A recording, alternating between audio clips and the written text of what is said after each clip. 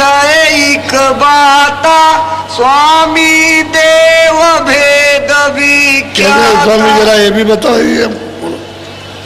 तब स्वामी ने वचन सुनाया मार्ग का यो भेद लखाया। सूरत ने पूछा कि स्वामी फिर क्या हो, तो उन्होंने कहा देखो ये रास्ता है, अब मैं तुमको बताता हूँ ये रास्ता। मार्ग का भेद गोपनीय भेद वो बताया कि देखिए रास्ता है ये, चलो मार्ग का भेद बोलो। 5 नाम का सुमिरन करो श्याम से तमें सूरत। अब वो कहते हैं क्या करो, 5 नाम का सुमिरन करो।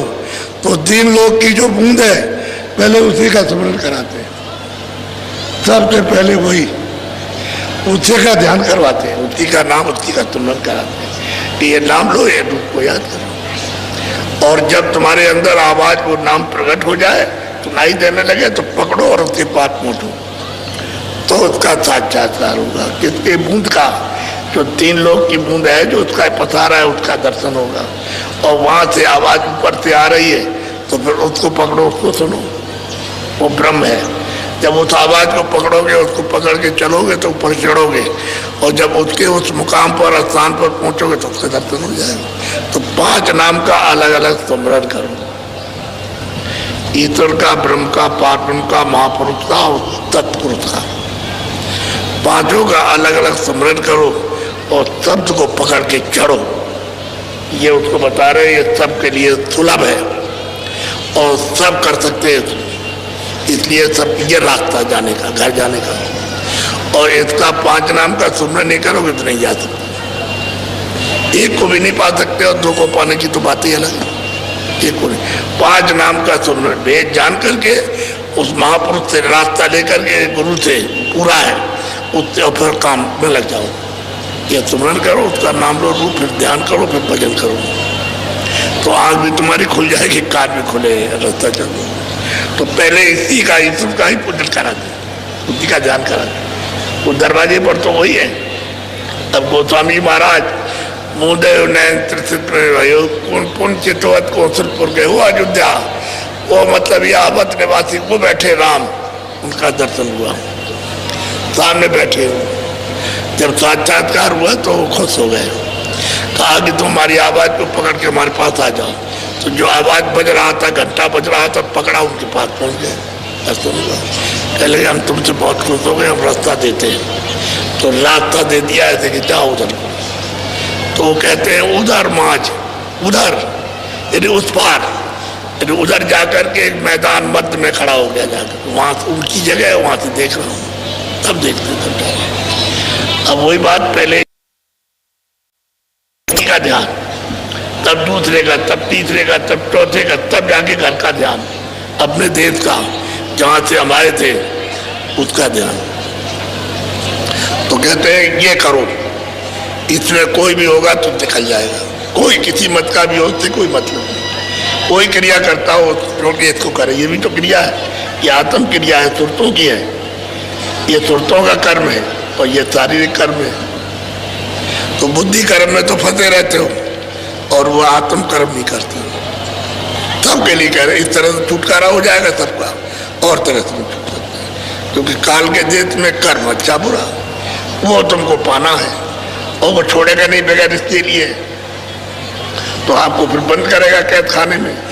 अब यहाँ जाओ और अभी पकड़े जाओ तो मतलब चोरी में तो सजा हो जाती है, तो जेल में जाओ, तुम जेल में पहुँचा जाओ, फिर वहाँ तुमसे काम लेके मारे कूटेंगे, बहुत मारते हैं। जब काम नहीं करोगे जेल में तो बड़ी पिटाई करते हैं तुम्हारी, लेकिन तुम किसी से कुछ कह सकते हो, कुछ नहीं कह सकते, सजा होगा वो मार मार के। अब मत करना, कि बुरे काम को मत करना, तो वो सजा नहीं देगा, वो तब की सजा देगा। यहाँ तो सजा ये मिलती है, उधर में वो सजा देगा। तो क्यों करते हो आप ये काम? करो, बोलो। प्रथम सुनो गगन में बाजा घंटा शंख छाछ। कहते हैं पहले प्रथम में गगन में बाजा सुनो, और उसी बाजे में ये घंटा और शंख बज रहा, बहुत बाजे, अनैध बाजों का मतलब तरह तरह के बाजी बज रहे हैं, उसी में इसको छांट लो, क्योंकि इसलिए आपको बताया जाता है 1 घंटा संग उठ के मुख से बज रहा, इसको चाट लो चलो। अब उसको छांट करके तब चढ़ो, तभी चढ़ाई होगी। सुनते रहोगे ऐसे नहीं, कुछ में से छांटना होगा, तमाम गड़बड़ सड़बड़ गड़बड़ बात बन जाए। यदि कई एक बाजे उसमें तरह तरह के बजाओ तो छांटना पड़ेगा कि कौन सा बाजा है, फिर उसको पकड़ो। तो और बाजे बंद हो जाएंगे, बस वो बाजा आवाज़ सुनाई देने लगेगी, उसको पकड़ लो, चढ़ जाओ। जब चढ़ोगे तो जितने से आवाज़ बोल रही है उसी के पास पहुँच जाओ, तो दीदार दर्शन हो जाएगा। कहते प्रथम यानी दरवाजे पर बैठो और ऊपर की तरफ में जरा कान लगा के सुनो तो प्रथम में अनायत बाजे। जब बजे और सुनते सुनते बजने दो, सुनते रहो बजने दो। जब सब बजने लगे तब उसमें छाटना, तो घंटा संग छाट लो। बोलो। सहस कमल दल जोत लखाई बंकनाल में जा। कहते वो सहदल कमल में 3 लोग के मालिक बैठे हैं, उनका वहाँ जोत लखी देखी, दर्शन हुए उनके, और वहाँ से रास्ता मिल जाएगा ऊपर जाने का। वहाँ से रास्ता है, बंक कहते टेढ़ा रास्ता। वहाँ से जब खड़े हो गए, इनके उस पार में चौक मिलेगा, चौक में से सब देखोगे, सार नीचे ऊपर का सब देखोगे। यहाँ इतना सा दिखाई देता है, उस चौक में खड़े होकर के इतना सा मृतलोक इतना सा दिखाई देता है। स्वर्ग भी दिखाई देता है, वैकुंठ भी दिखाई, सब लोग दिखाई देते हैं। और ऊपर दृष्टि करो तो वहाँ बहुत से लोग हैं, भिन्न अलग अलग रचना से रचे हुए, जिनको देख करके आश्चर्य अचंभे, यानी कि ये क्या है, देखने को मिलते हैं ऊपर में। वहाँ से रास्ता है, वो रास्ता टेढ़ा मेढ़ा तो जरूर है, लेकिन बहुत अद्भुत रचना है। बोलो। बंक पार त्रिकुटी में गई ओंकार और धुन। भाई वहाँ ऊपर गई तो त्रिकुटी मुकाम पर ब्रह्म विराजमान है, वहाँ उनके दर्शन हुए और वहाँ से ऊपर की खबर आ रही है, आवाज आ रही, वहाँ सुनाई देती है। तो ये पुल है, पुल उतर चढ़ हो गई पारा। इसी पुल को पार हो जाए तो उधर से रंकार की धुन आ रही। ये रामायण में लिखा हुआ है, तुम्हारी इति में रंकार लिखा है, तुम नहीं जानते हो, तुमको मालूम नहीं। 7 कांड रामायण ही में लिखा हुआ है, लेकिन तुमको नहीं, ये सब लिखा है उसमें। कोई मैं अपनी तरफ से करके नहीं कह रहा हूँ, ये सब प्रमाणित है। तो मतलब उधर सुनाई देती है, तो फिर पुल पार उतर गई, तो फिर इधर नहीं आएगी, अब इधर नहीं आ सकती, नीचे नहीं आएगी, घेरे में कर्मों के घेरे में नहीं आएगी, पुल पार हो गई।